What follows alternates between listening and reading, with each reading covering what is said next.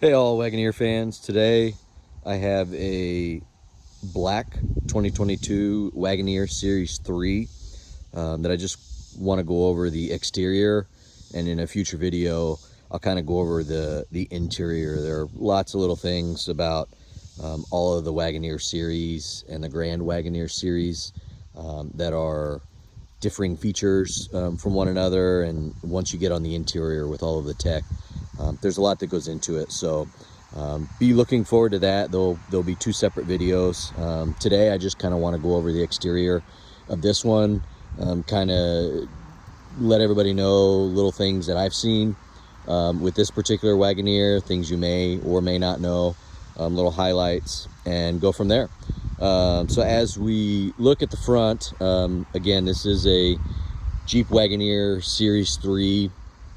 It is a 4x4 model, and it does have the air ride suspension on it. So this is in the entry exit mode. So this is going to be as low as you could possibly go.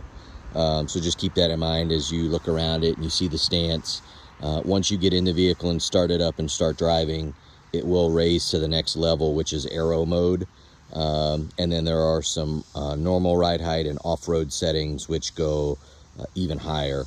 I haven't necessarily played in any of those settings because this hasn't gone off-road, and I've had no need to lift the vehicle that high for any particular reason.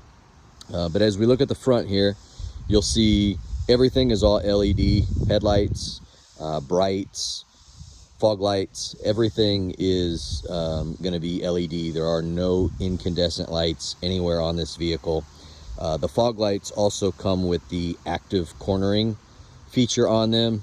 Basically, that means when you turn your turn signal on and you start to turn the wheel, if you're turning it to the right fog light will illuminate the right corner for you. And if you turn it to the left, it will activate the left cornering fog light for you. One thing to note is if you have your fog lights active, they're already on and illuminating the corners, so you will not see it get brighter, nor will you see the benefit of active cornering per se. You're just going to have a nice illuminated front and probably a 45-degree angle from your field of view from the driver's seat all the time.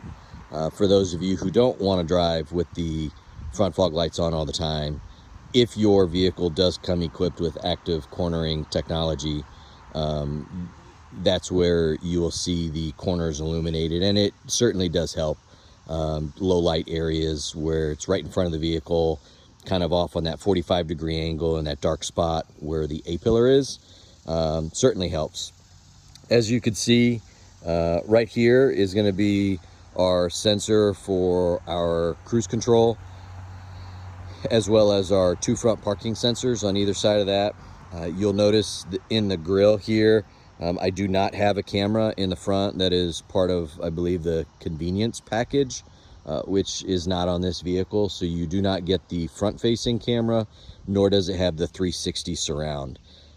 Particularly in my instance, the side mirrors are large enough that I don't necessarily need the 360. I thought for sure that was going to be one feature that I couldn't live without. But for as big as this vehicle is, it drives very small. And so with that in mind, it's very easy to back it up. You still do get your front and rear parking sensors, as well as a rear backup camera that will help you get it into tight spots. And as long as you use your side mirrors, you'll be able to fit in any spot with ease. And I haven't found myself lacking the 360 view or the front camera at all, where, like I said, I thought that was one feature that I wasn't quite sure I'd be able to live without, but I've done just fine without it. So with that said, let's move around to the side of the vehicle. This does have Vossen 6-lug rims on it. It does not have the stock 22-inch rims that came on it. This particular rim from Vossen is going to be the HF6-3, and it's going to be a 22 by 9.5, finished in satin black. So the HF6 is just their hybrid forged series. The 6 just indicates that it's a 6 lug for this particular vehicle, and then the model is going to be a 3. So it's HF6-3 if you want to look it up. They have all sorts of different finishings that you can put on it. You could do polished, gloss black, satin black, that's like on these, bronze. They have all sorts of custom colors. Great to work with, very easy to work with, and I believe right now they do offer a rebate. So if you're looking for this particular rim in a 22-inch version, if they haven't sold the ones that they have in inventory, they did have 3 or 4 sets left that they were offering an instant rebate on. So for those of you that might be interested, certainly reach out to them. I'm not endorsed or being paid or sponsored in any way, shape, or form. These rims were purchased individually and were not given by Boston in any way, shape, or form. So with that said, we move to the side of the vehicle. You'll notice how low it is. That is because it is in entry-exit mode, and it is low as it could possibly go. We do have the power retracting side steps as well. When those are out, it's very easy to get in from the vehicle. Like I said, as big as this vehicle is, it drives very small. And so everything that's been done to it has just been very well thought out. It's not difficult to get in at all. Kids will have no issue getting onto the side step and getting into the vehicle. It's just a very easy transition to get into the vehicle. You'll notice on the chrome trim right here, there is turn signal indicators on the side and the side mirrors as well. This does have the roof rack. I do not have the cross beams installed, but you can put them on. They do stay in the back in the covered storage area that I'll review once we do the interior of this vehicle. One thing to note, and I am gonna kind of ding Wagoneer for this, it's a very big vehicle, and I know at this price point with other manufacturers, mainly Tahoe from Chevy and the Yukon from GMC, your side mirrors, you're going to have power folding options.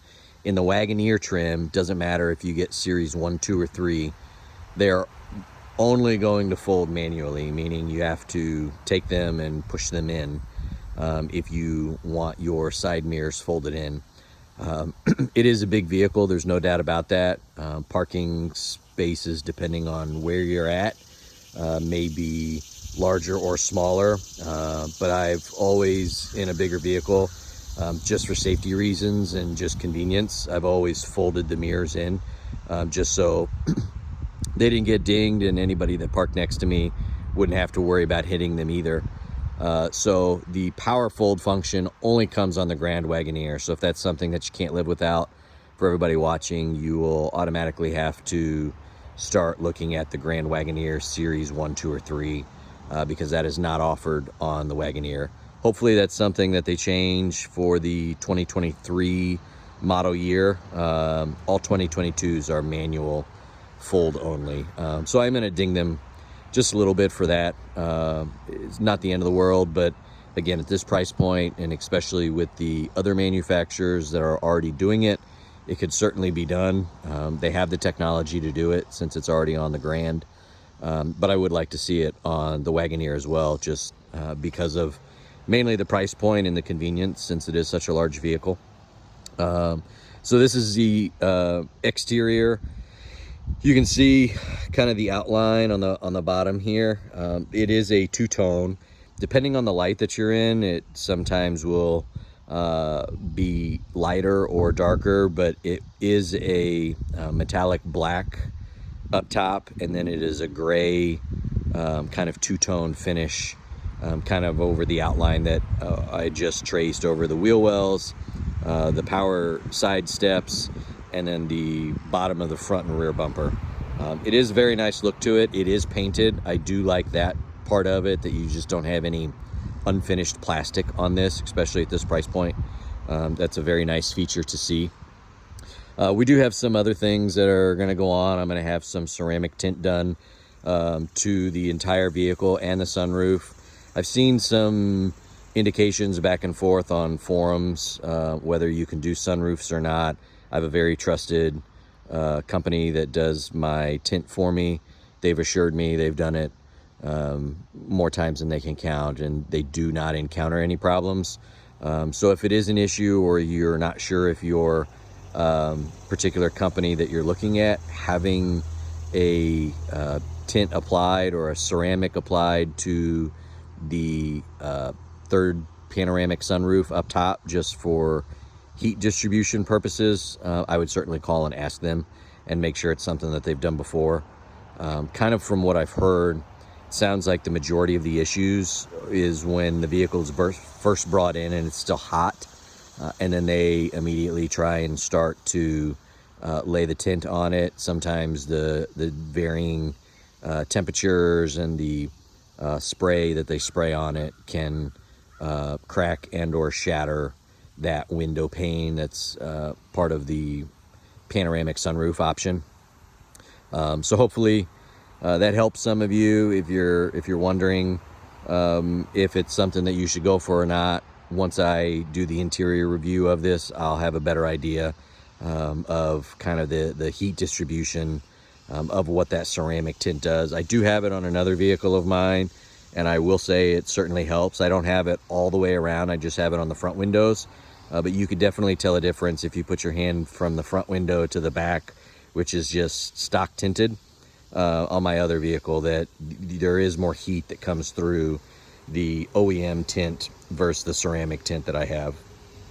So I'm curious to see how it'll do on this, especially such a big vehicle with so much window space. I'm really interested to see that, and like I said, once we hear, I'll certainly get back with you guys and let you know what's going on and if I feel it's worth it or not. Another thing to note is the fuel panel door. It automatically locks. When the vehicle is locked, the fuel door filler automatically locks. When the vehicle is unlocked, then it will unlock the fuel door filler.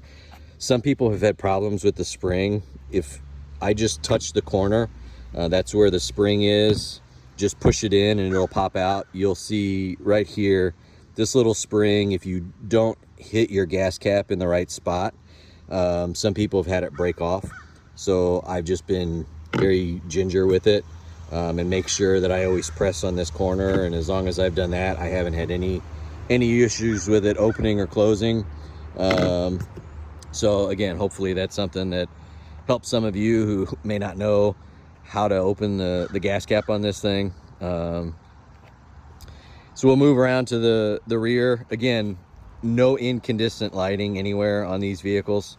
I really enjoy the back end of the Wagoneer. I know it's a sticking point for some people. Some people really like it. Some people absolutely hate it. It's just one of those preference. I happen to really like it. I've gotten tons and tons of looks on this particular vehicle. Everybody asks what it is. They want to know more about it.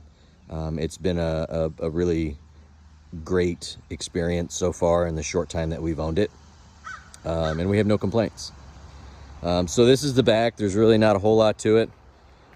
You'll notice the Wagoneer badging, rear windshield wiper. You have your tow package underneath.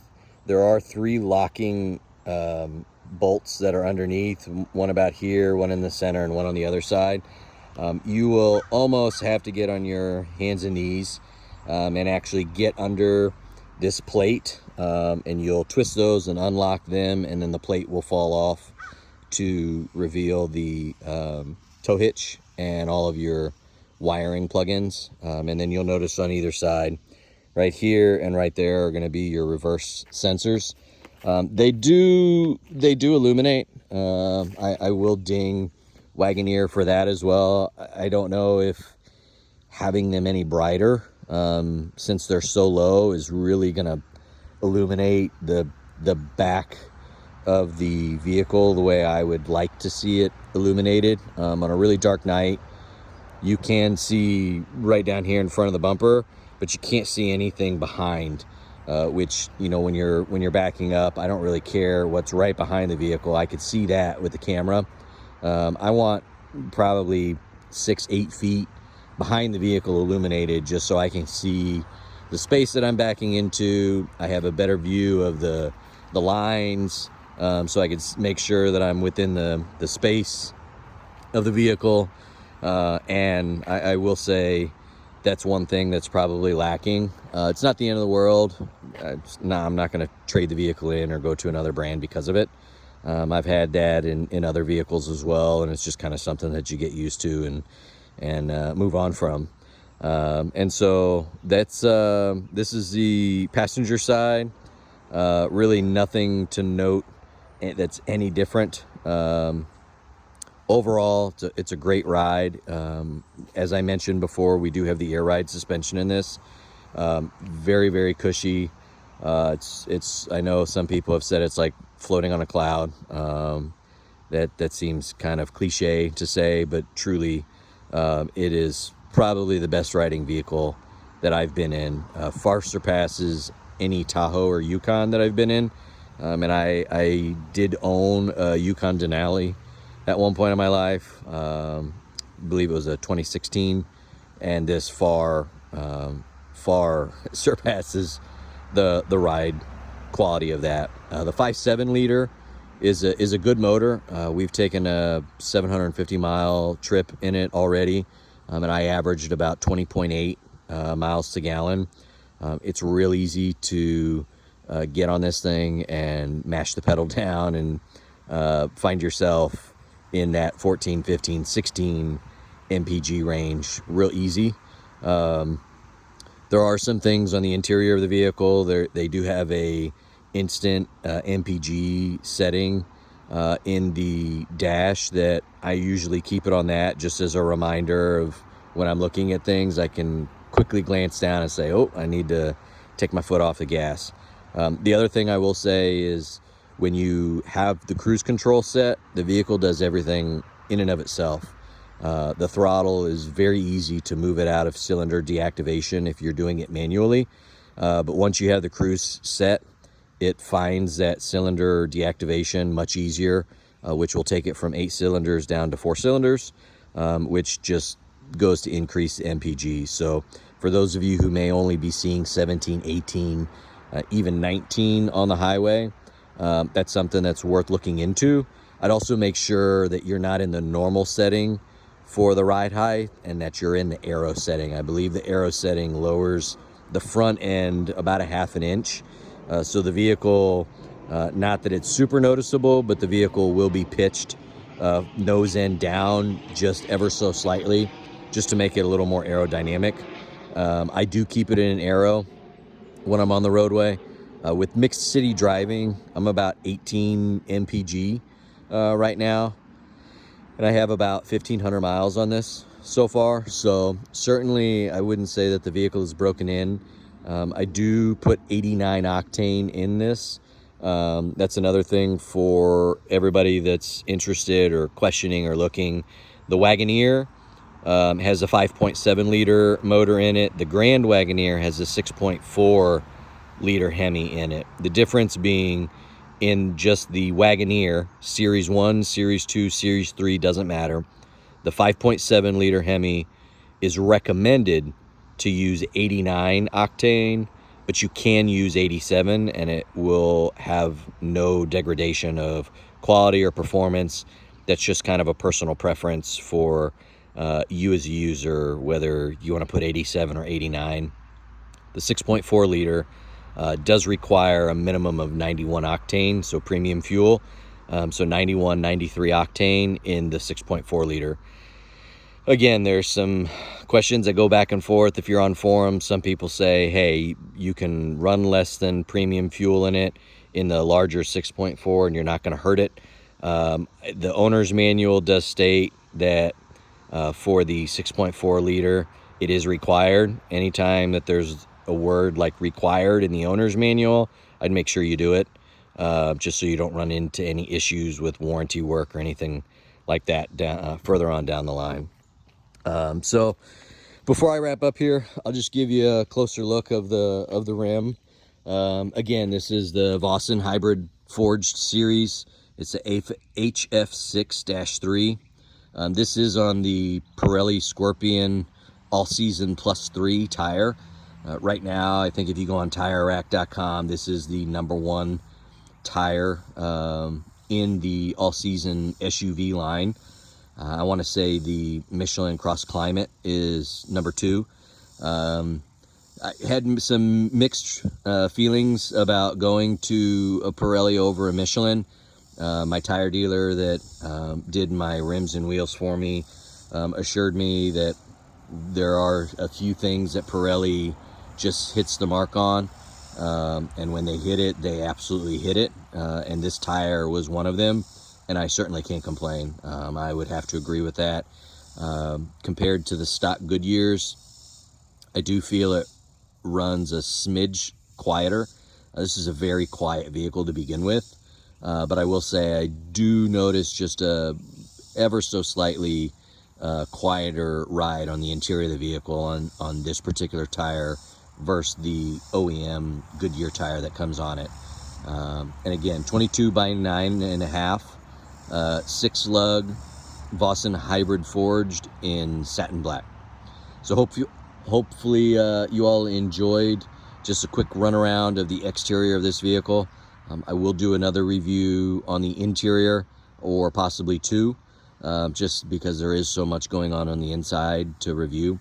And then as we continue to make updates, do window tint, there are a few other small things that I'd like to do here or there with the vehicle.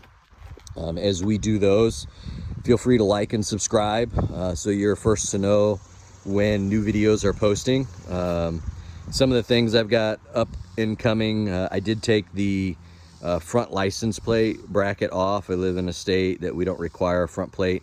I do have some bumper plugs that I'm putting in place of the holes that were left by the bracket being screwed into the bumper.